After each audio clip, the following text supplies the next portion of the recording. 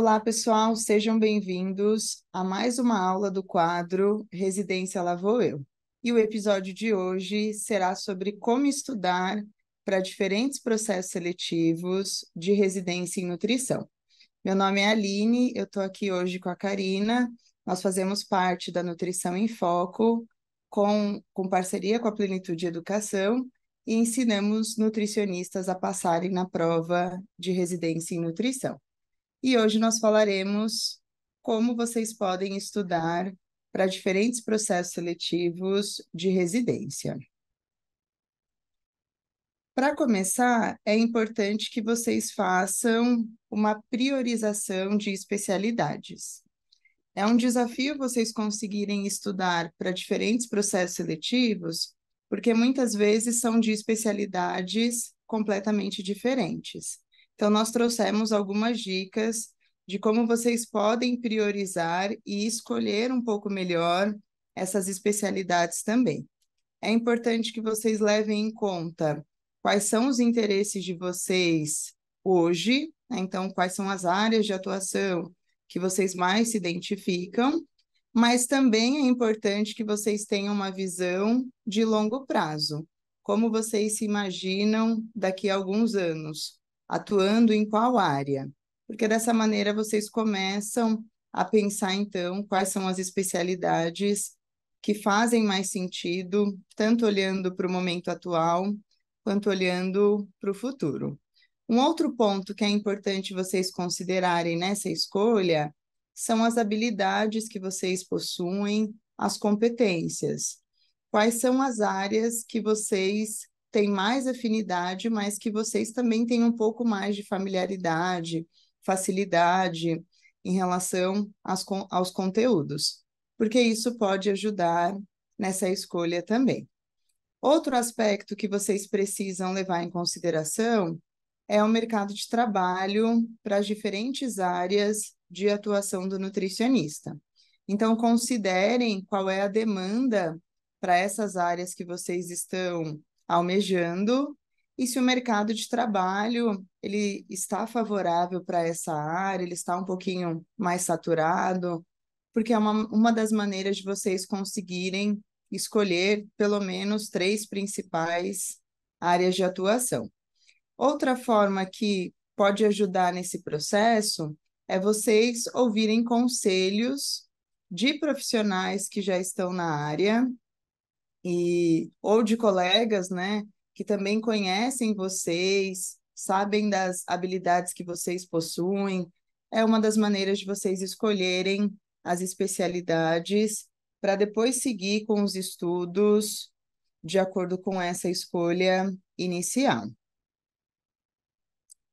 Quais são as principais vantagens de vocês prestarem mais de um processo seletivo? Isso acontece com bastante frequência, né? Muitos candidatos optam por diferentes especialidades, diferentes instituições, e isso muitas vezes tem a ver com uma certa indecisão por 2 ou mais áreas. Então, o candidato muitas vezes se identifica com uma área principal, que pode ser, por exemplo, nutrição clínica, e dentro da nutrição clínica ele se identifica com algumas sub-áreas. Ele gosta de cardiologia, gosta de oncologia, e tomar essa decisão é um pouco difícil. Então, essa indecisão acaba favorecendo, né? Acaba fazendo com que esse candidato opte por mais de uma especialidade, mais de um processo seletivo. O bom de fazer isso é que aumentam as chances de vocês serem aprovados. Então, quando vocês colocam, por exemplo, numa lista a primeira, a segunda e a terceira opção, vocês vão prestar esses 3 processos seletivos. Se por acaso vocês não foram tão bem na primeira escolha, talvez vocês sejam aprovados na segunda ou na terceira. Então, pode sim ser uma oportunidade de vocês serem aprovados na residência quando nós comparamos com aquele candidato que prestou um único processo seletivo, né? Então, ele acabou se dedicando bastante àquela especialidade, àquela instituição, e ele não optou por outras, né? Então, corre o risco de ser reprovado e não ter essa oportunidade que é possível quando vocês prestam mais de um processo seletivo. Algumas considerações quando vocês estiverem fazendo essa reflexão, se prestarão apenas um processo ou mais processos, para que vocês consigam atender as demandas que envolvem normalmente, quando vocês optam por mais de um processo seletivo, é importante que vocês façam uma organização, tanto uma organização financeira, quanto uma organização de agenda e também uma organização dos estudos. Então, para que vocês consigam se sair bem no processo seletivo da residência, o passo principal é esse planejamento, essa organização em diferentes aspectos, que eu vou discutir com vocês cada um desses pontos nos próximos slides. Então, começando pela organização financeira, vocês provavelmente já sabem que a inscrição para o processo seletivo de residência envolve um investimento, e se vocês pensam em prestar 2 ou 3 processos, vocês precisam entender qual será esse gasto ao longo do ano, né? Então, uma dica que nós damos aqui é que vocês avaliem a realidade financeira de vocês. É possível prestar mais de um processo seletivo? Ou vocês conseguem arcar com o custo apenas de uma taxa de inscrição? Então, o primeiro ponto é vocês avaliarem as condições atuais. O segundo ponto é vocês descartarem, né, cortarem quais são os gastos desnecessários. Então, colocando numa lista de prioridades, o que vocês almejam para esse ano de 2024. E tem que focar, então, em todo esse planejamento até o processo seletivo. E isso também envolve uma organização financeira, porque vocês terão que deixar, né, de realizar algumas atividades, possivelmente, para se dedicarem aos estudos, mas também porque envolve um investimento. Então, é muito importante vocês tentarem colocar isso no papel, numa planilha, e avaliarem como é possível vocês diminuírem os gastos desnecessários. E dessa maneira fica um pouco mais fácil vocês conseguirem prestar 2 ou 3 processos seletivos.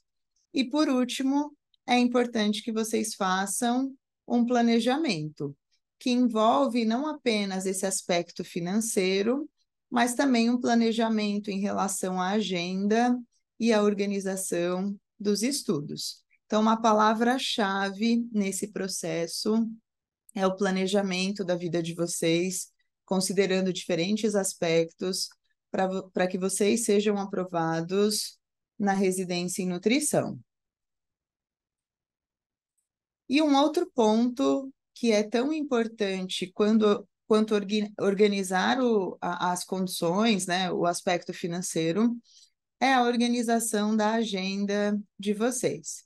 Porque, vejam, se vocês vão prestar 2 processos seletivos, vocês precisam avaliar, inclusive, se esses 2 processos não apresentam datas idênticas, né? Isso pode acontecer, inclusive. Muitas vezes vocês se inscreveram em uma determinada instituição com uma data prevista e a outra instituição, que estaria, né, como segunda opção, tem a mesma data no processo seletivo. E as agendas, então, batem, né? Então, vocês investiram na taxa de inscrição, não se atentaram a essas informações do edital e coincidiu de a prova ser realizada no mesmo dia. Então, é muito importante que vocês olhem com bastante cuidado as informações relacionadas à inscrição, para vocês não perderem o prazo de inscrição das diferentes instituições. Avaliem também qual é a data provável da prova e, normalmente, quando está próximo, vocês precisam acessar novamente o edital para avaliar se não houve nenhum tipo de mudança. E é importante que vocês considerem ainda nessa organização da agenda como se dá o processo seletivo nessas diferentes instituições. Porque muitas vezes pode ser que o dia da prova objetiva não seja o mesmo, mas a data para a entrevista coincidiu. Então, é muito importante que vocês avaliem quais são as etapas de cada local e vejam ainda se as datas elas não são iguais. E agora, pessoal, vou passar para a Karina, que ela dará continuidade a esse conteúdo. Olá, pessoal, tudo bem? Agora nós vamos falar de uma parte tão importante quanto que é a organização dos estudos, né? Porque quando nós falamos de diferentes processos seletivos, diferentes editais, também estamos falando de diferentes conteúdos programáticos. E, na sua maioria, os conteúdos programáticos apresentam temas similares. Então, a maioria das provas tem políticas públicas de saúde, em grande parte, a Lei 8.080, 8.142, como nós vamos tratar aí em algumas aulas com vocês. Temos algumas políticas públicas que são comuns na área de nutrição, de serem cobradas em prova. Na parte de conhecimentos específicos também, toda aquela base de avaliação nutricional, ciclos da vida, nutrição clínica é bem comum.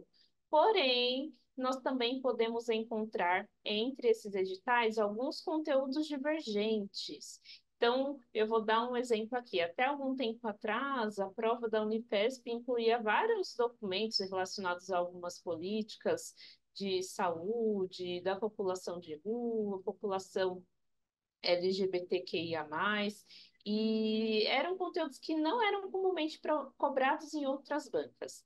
E é importante que vocês tenham essa visão, esse panorama dos temas similares e dos temas divergentes para organizar a ordem dos estudos. Então, o ideal é que vocês estudem os temas similares cientes, né, de que eles estarão abordados nas duas provas, mas os conteúdos divergentes é interessante que vocês deixem para estudar um pouco mais próximo da data da prova. Até porque, por exemplo, tem provas aqui em São Paulo que começam ali em meados de setembro, outubro, e tem provas que acontecem até no mês de janeiro do ano de início do programa de residência. Então, dessa forma, sabendo quais são os conteúdos divergentes e inerentes àquela determinada prova, você consegue se organizar melhor para otimizar esse tempo de estudo, que nós sabemos que é escasso. Então, vale a pena realmente colocar numa planilha o que há de similar ou divergente e que vocês façam essa organização do tempo em relação ao prazo da prova, principalmente para os conteúdos divergentes, para realmente otimizar o tempo de estudo de vocês. Pode passar, por favor, Aline? Outro ponto em relação à organização dos estudos. Assim como a Aline já bem disse, a leitura do edital é muito importante, né? Então, nós vemos toda a questão de prazos das etapas dos processos seletivos, entrega de documentação. A gente já viu em outras aulas também que até mesmo o currículo, em uma banca você entrega no dia da prova, na outra é no momento da inscrição, na outra é no dia da etapa de entrevista. Então, existem essas diferenças que devem ser levadas em consideração. É importante também que vocês elaborem um plano de estudos. Então, realmente é pegar um planner e colocar no papel que aula eu vou estudar, em que semana, que horário do dia eu vou me organizar para isso, porque a rotina de estudos ela tem que se encaixar dentro da nossa rotina de vida como um todo. Eu preciso também separar esses materiais de estudo, porque os conteúdos programáticos das provas costumam ser extensos, então é interessante que você já tenha esse material separado e organizado para facilitar a sua rotina. Porque senão o que acontece? Se eu deixo para procurar o material no dia de estudar, às vezes a correria daquele dia foi tão grande no trabalho ou em casa que eu falo, ai, não deu tempo de procurar. Amanhã eu procuro estudo. E aí a gente já tem um dia de estudo que foi perdido. No preparatório que nós estamos elaborando e com lançamento para muito breve, para março, agora de 2024, nós temos já todos os conteúdos separados, tanto videoaulas, materiais de apoio, questões de prova. E isso facilita muito, otimiza muito a organização dos estudos, porque você já tem todo o material à mão, e aí o que vai ser necessário realmente é fazer essa organização de agenda em relação a dias e horários, mas todo o material já está lá separado com questões de prova e tudo que vocês precisam para conseguir colocar esse plano de ação em prática. E também nós ressaltamos sempre em todas as aulas a importância de utilizar técnicas de estudo, para que esse estudo não seja generalista, que vocês leiam ou façam resumos muito extensos, que não otimizam a memorização, ou que usem marca-texto e acabam marcando o texto inteiro, sem palavras-chave, sem termos-chave que ajudem a lembrar do conteúdo que foi estudado. Então, é importante que vocês tenham todo esse arsenal de materiais, de técnicas, de estratégias que possam ser aplicadas para otimizar essa organização, esse planejamento e também a execução dos estudos, porque aí a gente tem dois planos, né? Não basta somente planejar, colocar no papel. Eu tenho que facilitar para que eu consiga executar isso dentro da rotina do dia a dia. Pode passar, Aline, por favor. Outro ponto muito importante nesse processo é a questão do suporte emocional.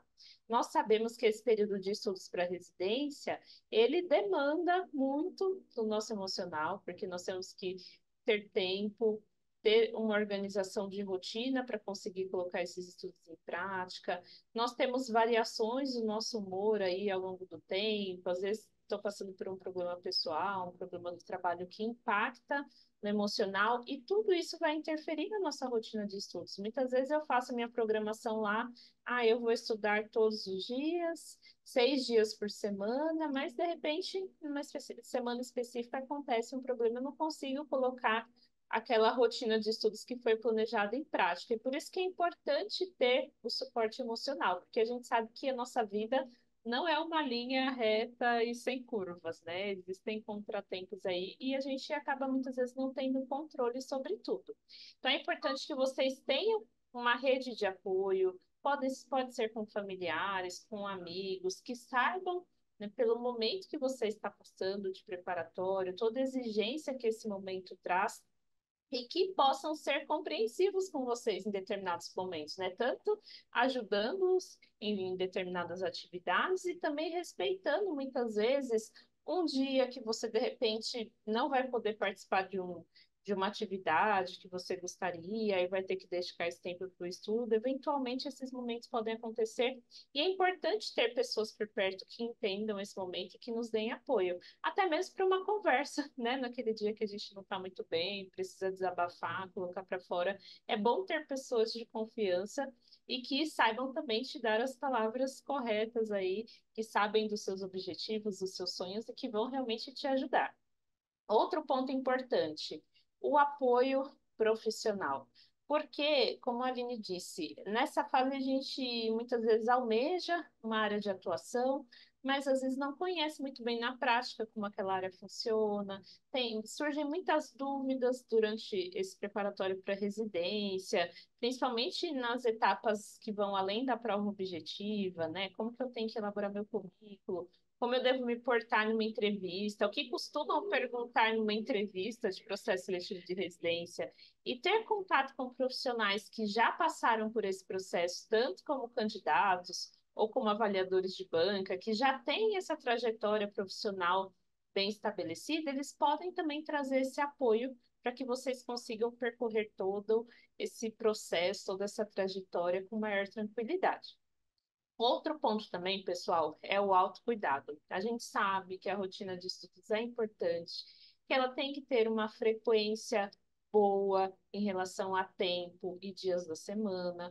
Porém, a gente sabe que não dá para parar a vida 100% e dedicar somente aos estudos. A gente precisa também cuidar de outros pontos da nossa vida, né? Até se a gente for levar em consideração o significado do termo saúde, é o bem-estar físico, mental, espiritual. Então, envolvem várias áreas da nossa vida e que elas precisam de atenção, precisam de cuidado. Então, não adianta também eu dedicar 90% do meu tempo aos estudos, 10% eu deixo para dormir, trabalhar e ter um momento de prazer ali com a minha família, mas e o tempo que eu vou separar, dedicar para mim mesma? Né? Como é que fica? A gente precisa ter também um momento de autocuidado, de relaxamento, de lazer, de descanso da mente. E quando a gente não consegue separar esse tempo, o risco de você entrar numa estafa emocional durante o processo do preparatório para a residência é muito grande. Então, lembre-se também desse autocuidado e das pausas, né? Então, a gente tem que ter momentos de estudo, sim, mas temos que ter momentos de pausa, de lazer, né? Para a gente sair, socializar também. E aí você tem que começar a equilibrar isso na balança. Uma das alternativas que a gente já falou com vocês até em outra aula sobre procrastinação, por exemplo, é que vocês se presenteiem sempre que cumprirem um bloco de metas ali da semana em relação à rotina de estudos. Então, se a minha meta é estudar 5 dias a semana, 2 horas por dia, e eu consegui cumprir nessa semana e tive um bom rendimento, foi satisfatório, eu posso no final de semana, por exemplo, me presentear, tirar um sábado de descanso para passear, para curtir, descansar a mente também, porque assim a gente consegue também, com essas pausas, recarregar a energia para a próxima semana de estudos que vem por aí. Vamos pensar que são meses de preparação, e se a gente não tiver esse equilíbrio entre estudo, pausa, autocuidado, o risco de que você se perca no meio do caminho é muito grande. Tá? E até mesmo quando vocês passarem no programa de residência, é importante também ter esse equilíbrio. Pensem que é uma carga horária de 12 horas diárias, muito tempo de dedicação. E nos dias livres vocês têm que equilibrar também esses momentos de pausa e lazer para manter a saúde mental e emocional em dia, tá? Pode passar, por favor, Aline. E aí, né, você se preparou todos os meses, conseguiu colocar todo o seu plano de estudos em prática, prestou 2 processos seletivos e passou nos dois. Isso realmente acontece. Tem residentes que recebem uma boa classificação em mais de um processo seletivo, e aí chega a hora da escolha. E agora? Passei em dois, como eu faço essa escolha? Para qual programa de residência eu vou me dedicar? Pode passar. Então, nós trouxemos aqui alguns pontos para que vocês possam analisar, caso tenham essa ótima notícia de passarem 2 processos seletivos. Então, o primeiro deles é em relação à característica dos programas. Então, vocês precisam ver qual que é o tipo de atuação daquele programa. Então, por exemplo, um programa dentro de uma instituição hospitalar pode ser dedicado 100% para a área de internação, ou ter divisão entre internação e ambulatório. Então, será, por exemplo, que no futuro eu me vejo só trabalhando na clínica hospitalar, ou eu queria, de repente, ir para uma área de assistência ambulatorial, né? Então, de repente, aquela instituição que oferta ambulatório pode ser uma escolha interessante. Tem que pensar também na localização, né? Tenho uma instituição que fica, né, a, sei lá, 15 quilômetros de casa e a outra fica a 40. Como é que vai ficar a minha rotina? Será que vou precisar me mudar para mais perto dessa instituição? Então, são pontos que vocês precisam avaliar. E também como que é a rotina de cada programa. Então, por exemplo, às vezes um programa que tem a característica uniprofissional ou multiprofissional, ele pode ter demandas diferentes ali em relação à rotina. Isso também deve ser levado em consideração. Vocês podem fazer isso consultando residentes que já passaram por esses locais. A gente vê, por exemplo, que o nosso grupo no WhatsApp é uma porta de entrada para isso, né? Tem pessoas lá que fazem parte que já foram residentes ou também foram aprovados agora para novos processos seletivos. E é importante que vocês tenham esse contato mesmo, essa rede de apoio para ajudar nessa escolha. Outro ponto são as prioridades a longo prazo. Então, onde eu me imagino na profissão em 5 a 10 anos? Vamos supor que eu estou dividida ali entre a área de materno infantil e atenção ao idoso, né? São dois extremos ali no ciclo da vida. E onde eu me imagino daqui a um tempo? Será que eu tenho mais afinidade em lidar com crianças e gestantes? Será que eu tenho mais intimidade para lidar com o público idoso? Qual que é o público que eu vou ter ali maior desenvoltura na prática dessas atividades? Outro ponto, opiniões de pessoas próximas. Então, a gente pode considerar tanto os familiares e amigos, as pessoas que realmente conhecem os seus objetivos, te querem bem. A gente pode também encontrar pessoas de confiança que podem ajudar nessa escolha difícil, né? Inclusive, já tive que fazer algumas escolhas difíceis na vida, e eu lembro de uma situação que veio até era um ditado popular, se eu não me engano, era chinês, sobre a ponte, né? A partir do momento que você fez uma escolha, que você atravessou a ponte, queima aquela ponte, né? Pensa que você escolheu, pronto, não podemos voltar atrás, porque senão a gente fica com aquela culpa da escolha, né? Tipo, eu escolhi, mas será que não era certo? Será que era? Será que não era? Então, a partir do momento que vocês pensaram, analisaram e fizeram a escolha, se dedique 100% a essa escolha que foi feita para não ficar com aquela culpa de, como seria se eu tivesse no outro lugar? Porque isso pode vir em algum momento, só que a gente não pode deixar que esse sentimento nos paralise, né? Outro ponto é também em relação à instituição de prática da residência. Então, para que vocês pensem, né, que instituição de repente pode ter um peso maior dentro do meu currículo. E aqui, até fazendo uma analogia aí com a palavra, a gente pode até falar também sobre a intuição da escolha desse processo seletivo de residência, porque a gente sente também, né, em alguns momentos, quando temos escolhas difíceis, além da escolha baseada na ração, a gente tem também a emoção envolvida. Então, a gente tem que considerar também o que a nossa intuição diz em relação a essa escolha, né? Além de ouvir as pessoas que estão próximas, ouvir também o nosso interior, realmente, para tomar uma decisão certeira. E, como nós já falamos, consultar profissionais da área.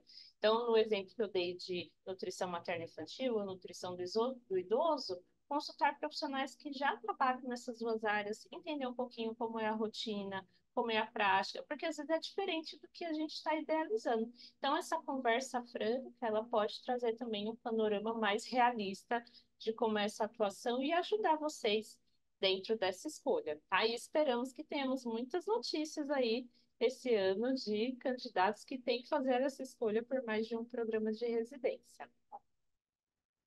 Pode passar, por favor, Aline. E é isso, pessoal. A gente quis ter essa conversa aqui com vocês, realmente para trazer alguns pontos importantes para quem prestará mais de um processo seletivo. No mês de março, nós teremos o lançamento aí do nosso preparatório para residência, então aguardem. A gente está preparando tudo com muito carinho para atender aí um grande público, né, os mais diversos tipos de programa de residência. E se você quer ficar por dentro de tudo, entre no nosso grupo exclusivo do WhatsApp. O link para acesso está aqui na descrição do vídeo. Temos também na bio do nosso Instagram, Nutrição em Foco _oficial. E junto com essa parceria com a Plenitude, nós vamos realmente ajudar você a passar nesse processo seletivo para residência. Agora eu vou passar a palavra para a Aline e agradeço mais uma vez a presença de todos. Obrigada, Cá. Eu ia até comentar que participando dessa comunidade que nós temos no WhatsApp, também é um meio de vocês entrarem em contato com residentes, né? Nós temos alguns aprovados nesse grupo, então eles estão iniciando essa trajetória também e podem trazer um pouco dessa experiência de como é a atuação, por exemplo, na área de materno-infantil ou de neonatologia, em diferentes áreas. Então, nós também aproveitamos esse espaço do WhatsApp para vocês entrarem em contato, conversarem com candidatos, mas aqueles que foram aprovados, eles também continuam nesse grupo. Então, é uma forma de vocês conseguirem trocar um pouquinho sobre informações em relação às especialidades. E eu e a Karina também estamos nesse grupo, então vocês têm esse acesso facilitado a nós duas, caso vocês queiram tirar alguma dúvida sobre essa questão também. É isso, pessoal. Muito obrigada pela atenção de vocês. E acompanhem as nossas lives todas as terças e quintas, às 18 horas. Até a próxima.